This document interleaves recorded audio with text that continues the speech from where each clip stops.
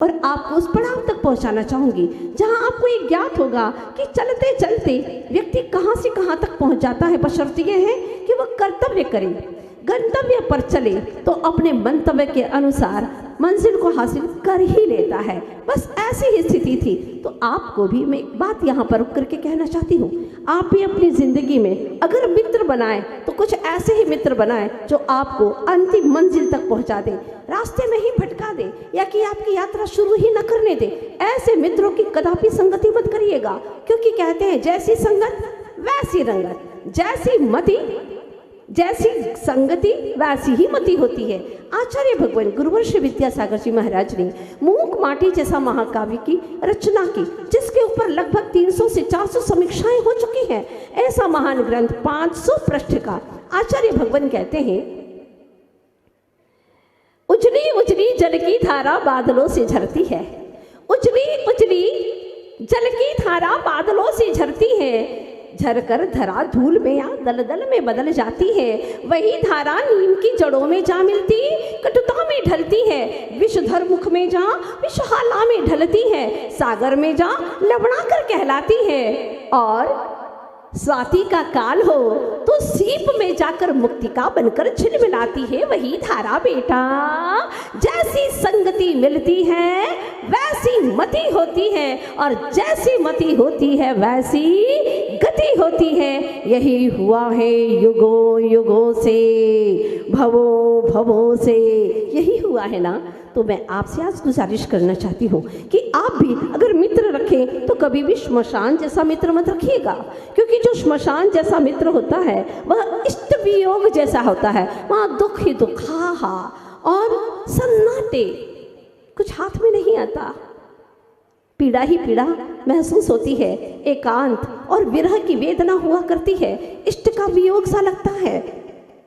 अगर आप कहेंगे कि हम श्मशान जैसा मित्र तो नहीं रखेंगे, लेकिन और कैसा मित्र हो, पहले ये सुनिएगा कि कौन कौन से मित्र, कैसे मित्र नहीं रखना है। दूसरे नंबर पर हॉस्पिटल जैसा भी मित्र नहीं रखना है आपको, क्योंकि ये अनिष्ट का संयोग है। अनिष्ट मतलब बीमारी कोई नहीं चाहता। हॉस्पिटल में जाकर के देखेंगे तो आपको वैराग्य हो जाएगा। अरे प्रभु, ये क्या किए थे ऐसे दुष्कृत्य, जो बेचारे सारे तड़फ रहे, किसी की जुबान कटी हुई है, किसी की आंख चली गई है, किसी का आधा पैर कटा हुआ है, ये कैसे दुर्दशा हो रही है। तो हॉस्पिटल जैसा भी मित्र कभी मत करिएगा।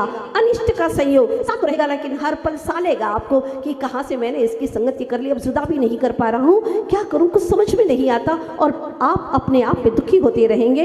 पहला इष्ट वियोग, दूसरा अनिष्ट संयोग। अब तीसरे नंबर पर आता है रेगिस्तान जैसा मित्र भी कभी मत बनाइएगा, क्योंकि जो रेगिस्तान जैसा मित्र होता है वह, उसमें ना तो हरियाली होती है, ना ही कुछ ठंडी हवाएं होती हैं, शुष्क शुष्कता बनी रहती है, जिसको हम यूँ कह दें कि पीड़ा चिंतन, पीड़ा का ही चिंतन होता रहता है।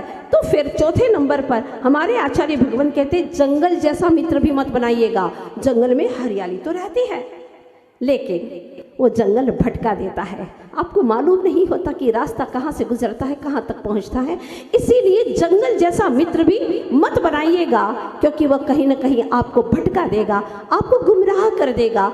इसीलिए हमारे मनीषियों ने कहा है, न तो आप ऐसे मित्र बनाइए कि जो ताली बजाने के लिए साथ में रहे, पर जब आपको ज़रूरत हो, सहायक हो, तो कभी आपको साथ न दे, तो ना ताली मित्र चाहिए। और जब आपका जेब गर्म हो तो आपको साथ देने के लिए होटल में चले जाते हैं, आपका जेब खर्च करवा देते हैं, बस थाली के लिए साथ देते हैं। न ताली मित्र चाहिए, न थाली मित्र चाहिए, और आपको दुर्व्यसनों में डाल दें, ऐसे प्याली मित्र भी नहीं चाहिए। कुछ ऐसे मित्र होते हैं जो खाली ऐसे ही होते हैं, नाम के मित्र होते हैं, ऐसा भी मित्र नहीं चाहिए जो खाली मित्र हो। हमें तो चाहिए जिनवाणी मित्र, प्रभु वाणी सा मित्र, जो हमें हर पल आगाह करता रहे कि तुम गलत राह पर चल रहे हो, हमें मंजिल तक पहुंचाने में सहायक बने, ऐसा मित्र चाहिए। तो हमारे आचार्य भगवंतों ने कहा है, अगर तुम्हें मित्र ही बनाना है तो ऐसा मित्र बनाओ जो नदी की भांति निर्मल हो, नदी सा निर्मल हो, उद्यान जैसा हरा भरा तुम्हारे जीवन को बना दे, या कि मंदिर जैसी तुम्हें प्रसन्नता प्रदान कर दे। अगर मित्र ही बनाना है, मीत ही बनाना है, तो मंदिर जैसा मित्र मित्र बनाओ जहाँ जाकर के अथाह शांति का अनुभवन होता है। लेकिन हुआ क्या, आज तक हमने कभी ऐसे मित्र बनाए ही नहीं। जो मिला और हमारे विचारों के अनुसार अगर व्यक्ति व्यसनी है तो व्यसनी को ही अपना मित्र बनाना चाहता है ना, ऐसा ही हुआ है। लेकिन हमेशा अपने से श्रेष्ठ को अपना मित्र बनाइएगा, चुनिएगा उसे, ताकि उसके गुण आपके जीवन में आ उतरे। अगर अवगुणी है तो आप भी अवगुणी होते चले जाएंगे और नीचे गिरने में देर नहीं लगती है। आज तक अधोगति बहुत हुई है, ऊर्ध्वगति होने में बहुत वक्त लगता है। इसलिए हमेशा अच्छे लोगों की संगति कीजिएगा। हमारे तीर्थंकर भगवान ने, हमारे श्री राम हनुमान भगवंतों ने हमेशा अच्छी संगति की, फलतः उनकी मति इतनी पवित्र हो गई, ऐसी सन्मति हुई कि सदगति को प्राप्त हुए। आज भी हम बहुत ही आनंद और भक्ति के साथ भी उनका नाम लेते हैं ना। चाहे राम हो, चाहे महावीर हो, चाहे हमारे आदिनाथ हो, कोई भी हो, बड़े ही भक्ति के श्रद्धा के साथ में उनका नाम हम अपने अधरों से लेते हैं, रोम रोम से लेते हैं। प्रसन्नता होती है, परिणामों में विशुद्धि आती है। तो लीजिएगा, क्या हुआ, एक दिन एक नदी के किनारे बहुत बड़ी चट्टान सी पड़ी थी। कई वर्षों से, पता ही नहीं कितने वर्षों से पड़ी है। उस पर बच्चे लोग जाते, बैठते, लहरों को गिनते, नाव को देखते, अटके लिया करते, देखते रहते, उसके ऊपर बैठा करते थे। तो कभी धोबी आता तो कपड़े धो करके जाता था। उनको मालूम ही नहीं था कि इसका भविष्य क्या है इसका फ्यूचर, जानते ही नहीं थे। मालूम नहीं था कि आखिर इसका भवितव्य क्या है, क्या होने वाला है। आपको मालूम है आप क्या होने वाले हैं? यहाँ पर एक पत्थर आएगा, आना शुरू हो गया है, आज गर्भ में अवतरण हुआ है, लेकिन वह पाषाण भगवान बन करके जाएगा। पूछना चाहती हूँ आपसे, पाषाण को भगवान बनाने के लिए तो कई मंत्र हैं हमारे ग्रंथों में, वो मंत्र फूंकते हैं तो पाषाण भगवान बन जाता है। लेकिन हे प्रभु, हे गुरुदेव, ऐसा कौन सा मंत्र है जो इंसानों के ऊपर फूंके तो ये इंसान भी महान बन जाए और ये महान ही नहीं, एक दिन भगवान बन जाए? क्या आखिर कोई ऐसा मंत्र है? हाँ, मंत्र है, वो है संगति का मंत्र। सत्संग करो, जो सत है, जो सच्चा है, जो शाश्वत है, उसकी संगति करिएगा। यकीनन एक दिन आप भी वहां तक पहुंच जाएंगे।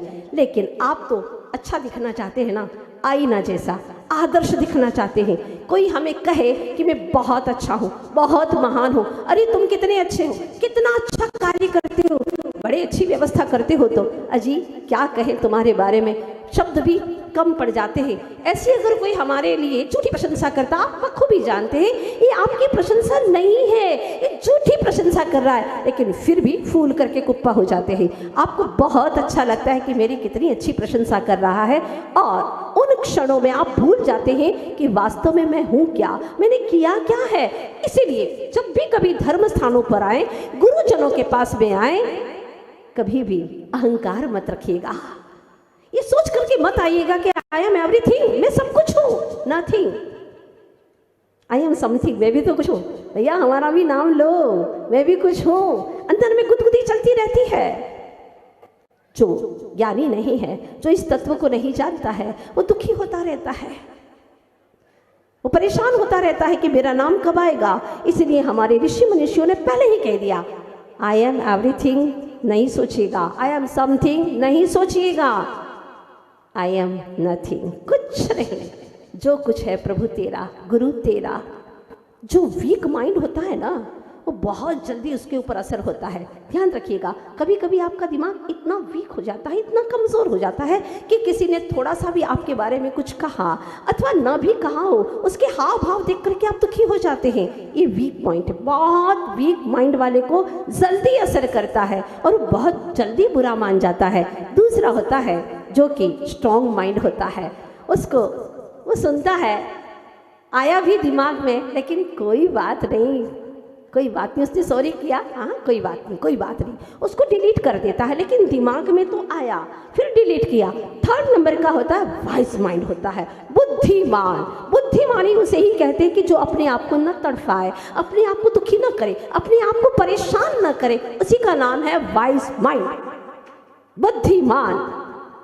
हाँ, जो अपने आप को तड़फाता रहे, दुनिया चाहे कुछ भी कहे, कोई असर नहीं पड़ता। तो मुझे दुखी करने के लिए आए हो ना, लेकिन मैं दुखी नहीं होने वाला। मैं अपने अस्तित्व को जानता हूँ, मैं अपना क्या स्वरूप है इसे मैं जानता हूँ, मैं दुखी नहीं होने वाला। इस तरह से वह वाइस माइंड होता है। तो मैं आप सबसे गुजारिश करना चाहती हूँ कि आप भी वाइस माइंड होने की कोशिश कीजिएगा, क्योंकि अभी तक हमने अपने आप को बहुत ही वीक माइंड में अनंत काल गुजारा है। अब थोड़ा सा स्ट्रॉन्ग होकर के वाइस की ओर जाना है, और अपेक्षा करती हूँ कि इस 5 दिनों में आप कुछ ऐसा लेकर के जाएंगे यहाँ से कि घर में भी जाएंगे तो घर आपको स्वर्ग लगने लगेगा। अरे भगवान तो मोक्ष चले जाएंगे, कम से कम आप घर जाएंगे तो स्वर्ग जैसा घर तो अपने साथ में लेकर के जाइएगा, ताकि घर में रहे।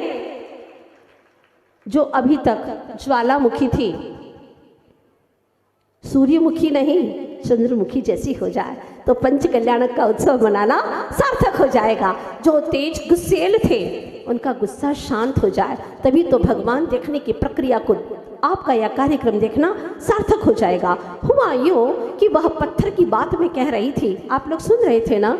पत्थर की बात आखिर मैंने क्यों चुनी, आप लोगों को अभी समझ में आ जाएगा। नदी किनारे वो पत्थर पड़ा था, लोग पत्थर ही समझते थे क्योंकि पत्थर ही तो था। अभी किसने देखा था कि उसके अंदर से क्या होने वाला है, किसी को मालूम नहीं था। इसीलिए आप सभी से यही बात कहना चाहती हूँ कि कम से कम इतना कीजिएगा अपने खुद के लिए, दुनिया के नज़रों में अच्छा बनने की कोशिश मत करना, अच्छा होने की कोशिश कीजिएगा। अच्छा बनना बहुत आसान है दुनिया की नज़रों में, लेकिन अच्छा होना एक बहुत कठिन और दुर्लभतम पुरुषार्थ है इस आत्मा का। जब वो भीतर से अच्छा हो जाता है तो वह अपने आप में बहुत आनंदित होता है। तो आपसे कहना चाहती हूँ, ज़माना खुद नुमाई का नहीं, ज़माना खुद नुमाई का नहीं पछताओगे, ज़माना खुद नुमाई का नहीं पछताओगे। आईना बन के जिधर जाओगे फूट जाओगे, आईना बन के जिधर जाओगे फूट जाओगे। कहती हूँ इसीलिए आईना ना बनो, एक पत्थर ही बनो। कोई आएगा तराशेगा तो भगवान बन जाओगे, भगवान बन जाओगे। अपने आप को इतना समर्पित कर देना उनके हाथों में, वे आए और तराशे। वे कब आएंगे, कैसे आएंगे पता नहीं, आएंगे भी सही या नहीं आएंगे। एक बार मन से सुमरो तो सही उनको, मन से याद तो करो, जैसे मन से अपने संतान को याद करते हो, धन दौलत के बारे में सोचते हो, अपने शरीर के बारे में सोचते हो, अपनी इमेज के बारे में सोचते हो, ऐसी एक बार इतने ही प्रेम के साथ पे प्रभु को विचारो तो सही, उनके गुणों का चिंतन तो करो। ध्यान रखना, प्रभु की वाईफाई इतनी हाई फाई है कि आप जैसे ही ध्यान करेंगे उसी वक्त किसी भी जगह पर नेटवर्क आ जाएगा। ये बिल्कुल पक्की बात है। कहते हैं कि खुड़ाद्री में जिन्नाथपुरम में मोबाइल से बात ही नहीं हो पाती है, वाईफाई लगा दी। भाई लगाने की जरूरत ही नहीं है। आदिश्वर प्रभु कह रहे हैं कि यहाँ से सीधी सिद्धालय तक बात हो सकती है, बशर्त यह है यहाँ की पवित्र वर्गणाओं को देखो तो सही। चारों तरफ अरावली की घाटियाँ। कभी यहाँ पर ऐसे भी ऋषि मुनि आए थे जिन्होंने पुकारा था प्रभु को, और प्रभु यहाँ पर आ विराजे। चारों तरफ मानो स्वर्णाभा फैल रही है उनकी। ऐसे प्रभु आदिश्वर के पास भी आकर के दुनिया से क्या बातें करना, अब तो निज से मुलाकात करना है। बस दो घड़ी, बस दो घड़ी निज नाथ के नजदीक में आओ, महिमा समझो निज नाथ की, बाहर ना भरमाओ। बस दो घड़ी। हे प्रभु आत्माओं, हे होने वाली भगवान आत्माओं, कुछ घड़ी के लिए प्रभु के पास में आकर के अपने प्रभु से मुलाकात करूं। और सच बताऊं, इस क्षेत्र का कुछ तो ऐसा अतिशय प्रभाव है कि जब से यहाँ आए हैं 28 तारीख से एक एक पल निकल गया, इतने दिन निकल गए पता ही नहीं चला। और ऐसा लगा कि अभी तो आए थे और इतना समय हो गया, अब जाने का वक्त आ गया। कुछ तो विशेष वर्गणाएं हैं यहाँ पर। और भी यहाँ पर हमारे जैन समाज के भामाशाह परिवार आए हैं। इनके पुण्य का सारा जैन समाज अनुमोदन करता है, हमेशा करता है। एक ऐसे प्राणी हैं, देते हैं, उनके मन से भी आवाज नहीं आती, वो कभी नहीं चाहते कोई हमारा नाम ले। बिना मान सम्मान के जो दान देते हैं, उनके दान के झंडे स्वर्ग में भी गड़ जाते हैं। सौभाग्यशाली है। आप सब लोगों के बीच में पदस्थ महानुभाव भी पधारे हैं, राजस्थान के भी हैं, और जब इस पावन स्थली पर आए हैं, प्रभु का दर्शन करेंगे, उन्हें भी लगेगा आज अहोभाग्य है हमारा जो प्रभु का दर्शन हो गया।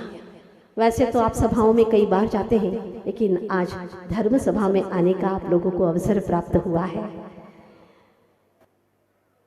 आप सभी से मेरी ये गुजारिश है कि कम से कम ऐसा काम कीजिएगा, आदर्श आईना नहीं बनना है, पाषाण बनना है, ताकि कोई आए तराशे तो भगवान हो जाए। कैसे होंगे भगवान, वो तो कहानी में कल पूरी करूंगी। 6 मित्र की कहानी अभी उनको मैंने मित्रता के रूप में बांध करके रखा है, कल वो क्या काम करने वाले हैं। बहुत सुंदर कहानी है, कहानी बाहर की नहीं है, आप सबकी कहानी है, और इस कहानी के माध्यम से इसके में आप लोग अपनी मंजिल को प्राप्त करेंगे, तयशुदा करेंगे, मुझे विश्वास है ऐसा। वो आगम पुराण की कहानी है, आप लोगों को लेकर के चलूंगी। आज सिर्फ इतना ही कहना चाहती हूँ कि जब भगवान गर्भ में आए माता के, उस वक्त उन्होंने किसी को बुलौवा नहीं दिया था, फिर भी सौधर में इंद्र जैसे का आसन कंपायमान हो गया, और वह आसन कंपायमान होता है तो अपने अभिज्ञान से जान लेता है कि आखिर क्या हो रहा है। ये रत्न बरस रहे हैं गर्भ में आने के 6 महीने पहले ही।